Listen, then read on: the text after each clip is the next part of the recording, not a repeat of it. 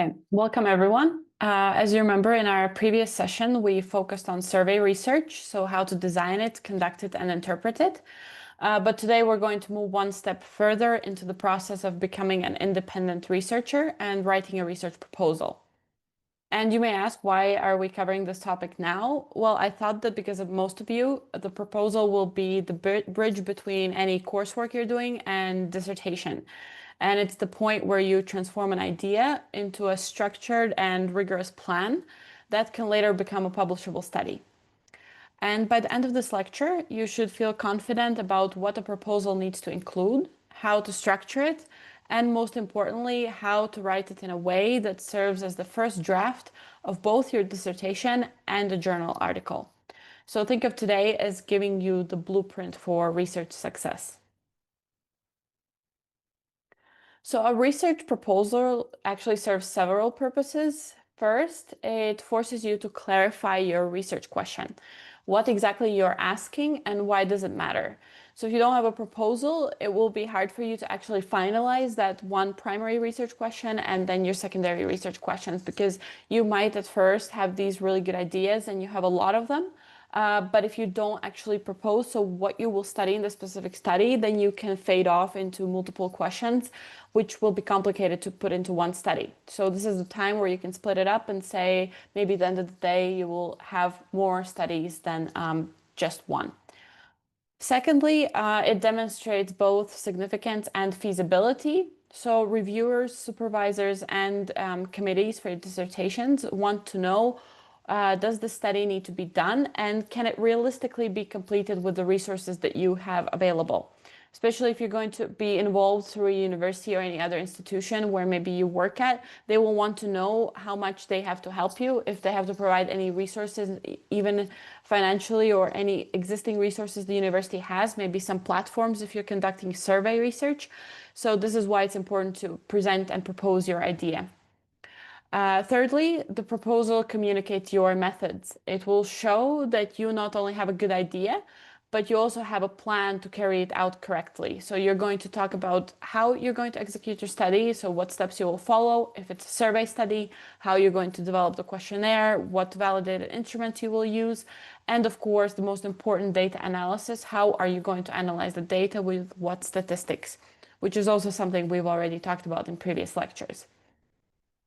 Fourth, it's a required step for most dissertations, ethics approvals, and funding applications. No institution will allow you to collect data without a clear proposal. For my PhD dissertation, I had to go through the proposal process as well. It was an hour-long presentation of all my research and how I'm putting it together for dissertation, and actually the bigger clinical meaning of what I want to do with my novel research. And even for ethics approvals, you will have to most likely submit an ethics application. And maybe some of you have gone through this already. If you are applying to IRB or ethics board, it doesn't matter if it's at AIU or at a different university, different institution, you will have to fill out some forms. You will have to most likely do a short interview, explain to them what exactly you're doing. And this in a way is a proposal as well. And finally, and most importantly, for you as future authors, a well-written proposal becomes the backbone of your dissertation and later also your publication. So if you do this well, you're already halfway to writing a journal article. Different universities, journals, and funding agencies have slightly different requirements, but the overall structure is remarkably consistent. You will begin with a clear and focused title, then you will have an abstract or a summary. Then further, you have the introduction, where you set the stage with background, a review of the most relevant literature, and the statement of the knowledge gap you intend to address. Again, something we have already discussed in previous lectures when we talked about the structure of a research paper. And I also gave you an example of my paper on the pharmacological knowledge, which was recently published. And here we are just reviewing that, because for the proposal, it starts the same way. And after your introduction, you outline your objectives and hypotheses. So what exactly you aim to achieve and what predictions you are testing. And further, you have your methods section, which is actually the heart of your proposal. You're going to specify your design, your participants, data collection tools, procedures, variables, and planned analysis. And you always must consider ethics and feasibility because reviewers of your proposal will not approve projects that cannot be conducted safely, ethically, and within realistic constraints. And finally, you might also include a proposed timeline. This is also what I did for my proposal, especially in the presentation part, where you note any resources or budget if you need such, and provide references to ground your proposal in the existing scientific literature. And this proposed timeline, you will most likely state actual time periods when you plan to achieve a certain thing in your so for example, the milestones like ethics approval, then when you plan to start data collection, when you plan to finish data collection. And of course, those are all approximates, but there has to be a realistic timeline that reviewers will see that you're thinking logically about this, that you are not, for example, saying you need 1,000 participants, but you anticipate to have data collection completed within 3 weeks because that is impossible. So they want to see if you are thinking in the right direction and you understand what the challenge that you're taking on. And also notice how this mirrors the structure of a research paper, particularly the introduction and the methods that we're stating. A proposal might have additional, you might be writing a little bit more, especially in the introduction. You might do an actual literature review, which you will later take out from, for example, a journal article. But this is something that can be adjusted. And remember that it's always easier to cut down what you've written than to add on later on. So it's better to have more information, especially in the introduction. Of course, journal articles usually limit original research to 3.5 to 4,000 words. So you will probably have to cut something down. But methods are very good to have clearly stated. And of course, after you start your data collection, when you get to the data analysis, there might be some changes when you realize that maybe you can do additional statistical tests or maybe you hadn't thought through till the end in the beginning. That is totally fine. As long as you have the main idea, you're asking the main research questions and it makes sense, then you have a successful research proposal. And if we talk further about title and abstract specifically, then you should always remember that title is your first impression. So it must be concise, specific, and informative. So I will give an example from Parkinson's disease, which I research. Instead of having a vague title like a study on Parkinson's disease, a stronger one would be smartwatch-derived motor features to differentiate Parkinson's disease from essential tremor. And this tells us immediately what the study is about, who it involves, and how it will be conducted. So the title has to be in a way concise, but it also gives most meaningful information about your study. Further, the abstract, as you see from many published papers, is like your proposal in miniature. In around 150 to 250 words, you summarize the problem, background, the aim, the methodology, and the anticipated contribution of the study. And again, you should remember that most reviewers of a proposal, doesn't matter if it's your dissertation committee or if it's an ethics board, they will read the abstract first and sometimes only the abstract initially. So it's your opportunity to make them want to read further. If they will think that the abstract is not well written or it won't cover all the important parts, like you will not describe why the study is necessary, for example, then they might lose interest and not read further and not accept your proposal. This is also something that happens in journals when you publish a paper. If your abstract is poor, that's most likely what the editors or the reviewers read first. And if they don't seem interested after the abstract, they will not even review the rest of the paper. They will reject it and not publish it. So an abstract might seem small and like a small detail, but it's actually really important. And sometimes you will find it easier to write the abstract at the very end. This is something I do as well, because it's a summary of the whole proposal or later also your journal article. And therefore, it makes sense that you return to it at the very end because you are in a way summarizing everything. So you cannot write it in the beginning and then write the rest of the proposal or paper. And moving on to the introduction section, it has one job to make the case for why your study needs to be done. And this usually involves 3 steps. First, you will provide a short background, not a textbook, but just enough context to situate the reader. So what is the background of your, let's say, proposed study and generally the idea that you want to bring this novel research about. Secondly, you review only the most relevant literature. You avoid summarizing every paper that you have read on it, but instead you will select studies that directly build the case for your question. If you have read multiple studies that went that direction of research, but then they suggested that further research should explore what you now want to study, then you will summarize those studies and build on and say, these are the problems they identified, but I want to take this another step further.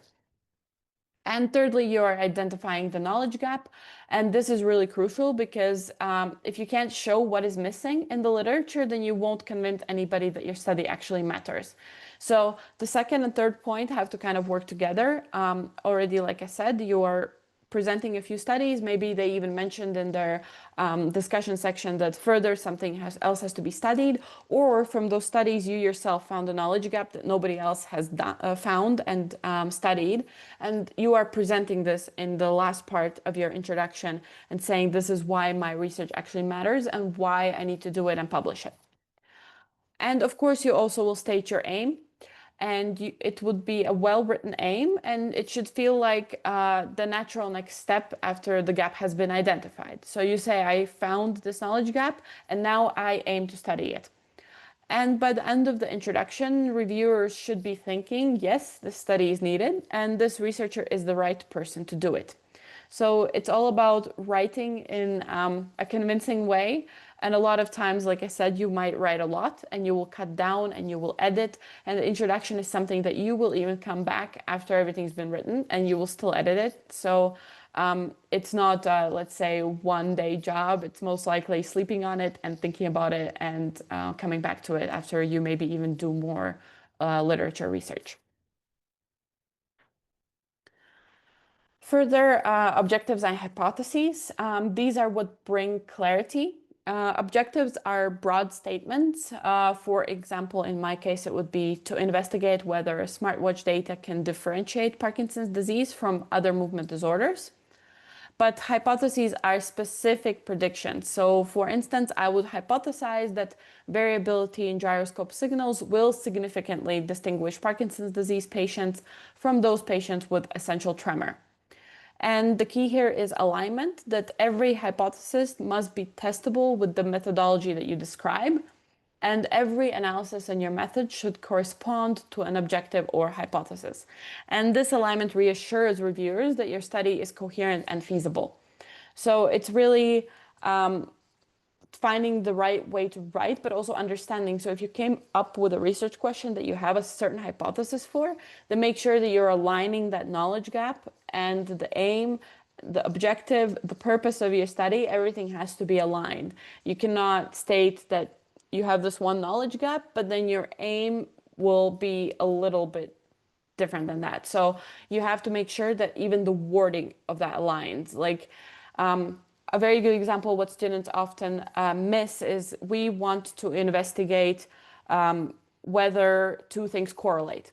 But then in the hypothesis, you're starting to write that you're looking whether one thing predicts the other. So these are words. It's like a word game, a word play in a way that you must understand that there's different definitions of those words. And at the end of the day, you're going to have different statistical tests for that as well. If you're looking at correlates, you're looking at correlation.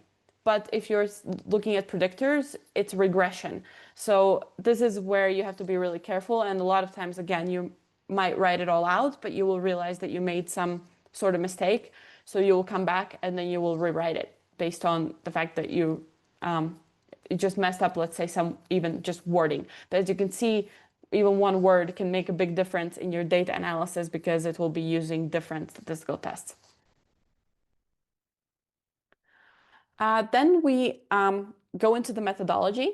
So methodology is usually the most heavily scrutinized section. And here you specify your design. So is it a cross-sectional survey? Is it a randomized controlled trial, a qualitative interview study, or a mixed methods approach? From what we've discussed, we've talked a lot about cross-sectional surveys, which are collecting the data at one point in time, sending it out to participants, most of the time anonymous. A randomized controlled trial, I don't think is really that much applicable to most of your research. That's more in very controlled settings for medical doctors. But a qualitative interview might be something that you consider as well, and even a mixed methods approach. You might collect qualitative interview data together with a cross-sectional survey. And then you describe your participants. So who are they? How will they be recruited? And what is your target sample size and why? And here again, you probably remember we talked about sample size and calculating it using this software called GPower. And for that, you of course also need to start thinking about your statistical tests because that is how you get your sample size. And very important inclusion exclusion criteria and to identify that early on that you, for example, will focus only on people with a certain condition. In my case, that would be, for example, people with Parkinson's disease and maybe a certain age group. Maybe you are excluding people from certain, let's say, geographical areas. So that is up to you. And again, up to your research question, what exactly you're studying. But then it all must align correctly as well. And here you also must specify your data collection tools. So are you going to use questionnaires? If yes, then, for example, will they be self-developed or you're using validated instruments, which, as we discussed last time in the survey research lecture, would be the best way to go about that. If you're working in a lab, you would have laboratory measures. Maybe you are working on some devices, so you would state that, or you're using any statistical softwares or any computational, let's say, simulations. So all of that must be mentioned in this design as well. And of course, you would justify why these tools are appropriate and why they are valid. And again, for surveys, we come back to using validated instruments. It's easy to actually explain why they're appropriate and why they're valid because they have been validated in a certain population, maybe in a certain condition, and they've been used in that case. So this is why it's important. And finally, you also describe your variables. So what is your independent variable, your dependent variable, and what covariates will you control for? And the more specific and transparent you are here, the more confidence your readers will have in your proposal and understand that you understand what you are doing, that you didn't just write up a great research idea from a lot of maybe even research that you did online and you put it together and sounds great, but they will see some gaps that might make them think, okay, maybe this person doesn't fully understand what they're doing. So you should really try to go into as much detail as possible, especially for the proposal. If you'll have to cut that down for the journal article, that is fine. And then we move on to analysis plan, another part of the methodology. And this is where you connect back to our earlier lectures on matching design to statistics. So you must specify exactly how you will analyze the data. If it's quantitative, you must state which test you will use. So for example, if you're comparing two groups, it will be t-tests. If you're looking at predictors, it will be regressions, simple and multiple maybe. If you're looking at correlates, then it will be Pearson correlation. All the tests that we already have discussed and possibly even more tests. And if it's qualitative data, then what coding or thematic analysis procedures are you going to follow? Are you going to code and, let's say, maybe even turn that qualitative data into quantitative data and then statistically analyze it? Or you're just going to describe it as a qualitative part of your paper? So this is something that you already must think ahead of time. It will also help you develop the actual questionnaire, the actual questions, and see if you can still do some statistical analysis on that data, or you will just purely be describing it in a narrative. And you must also, of course, name the software that you plan to use. For example, will it be Stata or SPSS? Those are the two most common ones that I have heard of and I have worked with. I can actually recommend Stata. It's a really good statistical software. And you must also say how you're going to address missing data. And ignoring that is a common error, and reviewers want to know, so are you going to exclude incomplete cases at all? You will impute the data or have any other strategy. So a lot of surveys have a lot of questions. So as we spoke again last time, you can get participant fatigue, and participants will not finish the survey. They might finish, for example, half of it. So at the end, you must make a decision. Will you drop all the responses that are incomplete, which unfortunately, especially with a long survey, may be a lot of your responses and you won't want to do it. And then if you're not going to do that, you should be able to explain how you're going to deal with the missing data. You can impute it. You can, there are several statistical methods that I am not even fully aware of, all of them, where you can estimate the data. And this is all something that you must already think of ahead of time and describe how you're going to do that. And most importantly for all of this is to just justify your choices. For instance, you might say that we will use multinomial logistic regression because our dependent variable has more than 2 categories. So even as simple as that, you just are showing that you understand not only what to do, but why it is appropriate. And here, from my own experience now with my PhD dissertation, with my last project, I can say that sometimes you will have a proposal with a lot of statistical, let's say, tests that you came up with for your research questions. But after your data collection, even if you run those tests that you originally came up with, it might be that you will change them for even your dissertation or for a journal article and run maybe different tests because it happens. Sometimes you have to just think about if you really can run only that one test for your research question, or maybe you can run a different test and make it align more how the paper just flows. So you don't have, for example, completely different tests. Like I had for my paper, I had descriptive statistics, then I had the independent t-tests, I had simple linear regression, I had multiple linear regression, and I still had ANOVA. And afterwards, I decided to how we're going to maybe use just regressions instead of not use ANOVA at all and make that paper just flow better and not have these all different types of tests. So this is something you will probably be discussing with a senior researcher, with a professor or supervisor. That's how I came up with my tests as well. I was unaware that I can use still regression instead of the ANOVA. But as my professor also told me, it's better for the audience afterwards, especially in a journal article, that it makes more sense to read those tests if you can use something else instead of having all these different ones, then better use the one that shows also consistency in your data. Then further, we look at ethics and feasibility. So even the most innovative proposal will be rejected if it is unethical or unfeasible. And you must explain how you will obtain informed consent, protect confidentiality, and comply with data protection regulations if there are any in the geographical region that you are studying. You should consider the balance of risks and benefits for participants. Are there any potential harms? And if so, how will you mitigate them? It's not just that you will say that your study is perfect, there's no harms for anybody, because, for example, even a survey study can cause maybe some emotional distress in a participant. And if it is, then you should be able to defend how you're going to mitigate such risks. And of course, you address feasibility. So what is your timeline? What resources do you need? And do you have these resources? And if a budget is required, then present it clearly and realistically. I always say if you need a budget, especially if you're asking your university maybe to fund it, or maybe you are looking for a potential sponsor, then better over-exaggerate the budget than underestimate it, because it's always better to ask for more and get it accepted and maybe need less than asking for less and then needing to ask for more. And timeline is just important, as I already mentioned, generally for the proposal, because they must understand that you are an independent researcher who can think in a realistic timeline.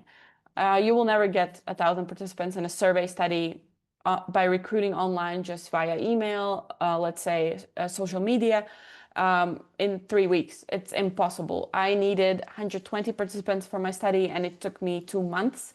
And I was actively following up with the participants every single day, which not a lot of researchers do. So again, also depends on the population. There might be a population that is not so technology prone, so your online survey might take longer. You might also need to then introduce paper surveys. These are things you need to consider even at this stage.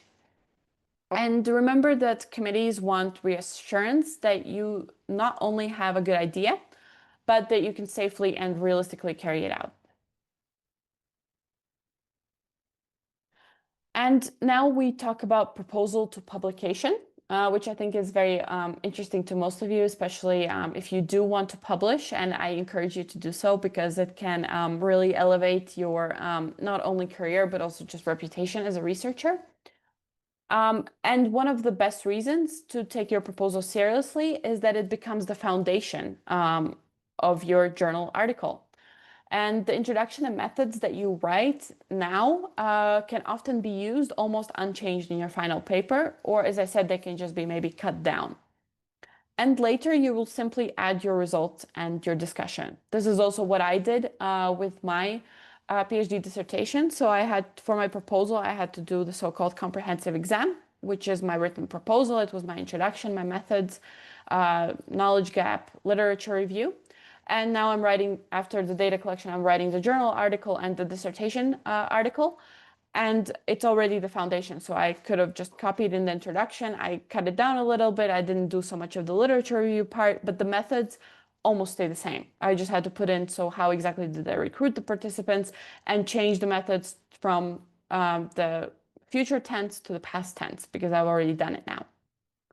And a strong proposal saves enormous time at the writing stage and increases the likelihood of publication because you have already considered alignment, feasibility, and ethical rigor from the start. And this is why the most strongest research, even when you are doing something, for example, not for your dissertation, you will write some type of proposal in the beginning. Even if it's a shorter one than you're going to do officially for a dissertation, you will still write some, let's say for the, also the ethics approval, and it will just help you. It might seem like a lot of work, and you might think, why do I need to do this if I'm gonna then study and basically go, let's say, with the flow or how it's going? But it actually does save you a lot of time at the end of the day, and you will be lucky that you considered your methods and everything from the very beginning. And of course, we need to talk about some common mistakes. Many proposals fail because the research question is too broad or vague. Again, something we mentioned in our survey lecture last time.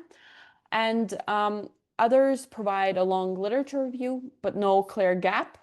So you can do a crazy big literature review, but if you will not identify the gap that you want to study clearly, that study will not go through because they'll just ask you, why do you even want to study it if you don't know what clearly is missing? And sometimes the methods don't match the stated hypotheses, which immediately undermines any credibility for your study.